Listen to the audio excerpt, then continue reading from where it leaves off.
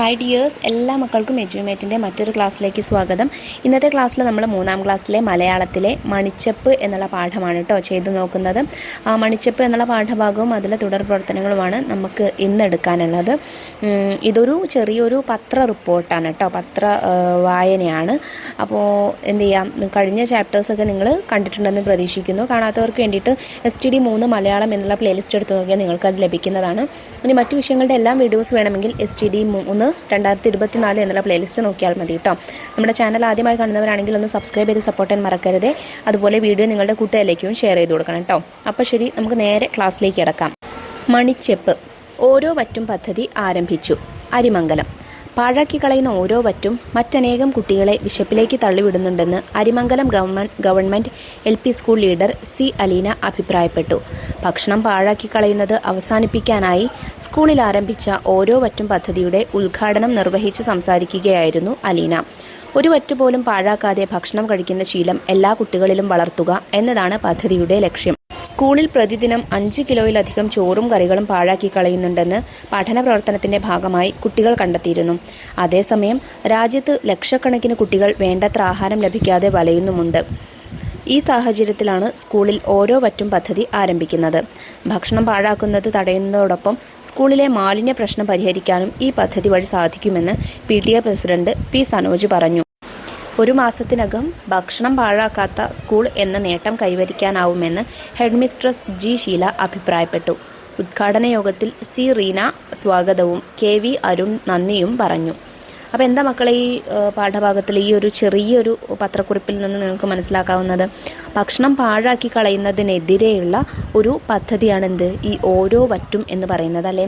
നമുക്കറിയാം, നമ്മുടെ സ്കൂളിലൊക്കെ ദിനം പ്രതി എത്രയോ കുട്ടികൾ ഭക്ഷണം കഴിച്ച് ബാക്കി മുഴുവനായിട്ട് കഴിക്കാതെ ചോറ് കൊണ്ടുപോയി തട്ടുന്നത് നമ്മൾ കാണുന്നുണ്ട് അല്ലേ.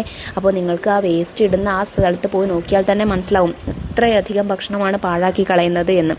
അപ്പോൾ ഇതിനെതിരെയുള്ള ഒരു പദ്ധതിയാണെന്ത് ഓരോ വറ്റും എന്നുള്ള പദ്ധതി. നമ്മുടെ സ്കൂളുകളിലൊക്കെ ചെയ്യാൻ നമുക്ക് ആലോചിക്കാവുന്ന ഒരു പദ്ധതി കൂടെയാണ് ഇത്. ഇനി നമുക്ക് ഇതിലെ പ്രവർത്തനങ്ങൾ ഓരോന്നായി ചെയ്തു നോക്കാം. ചോദ്യം 1.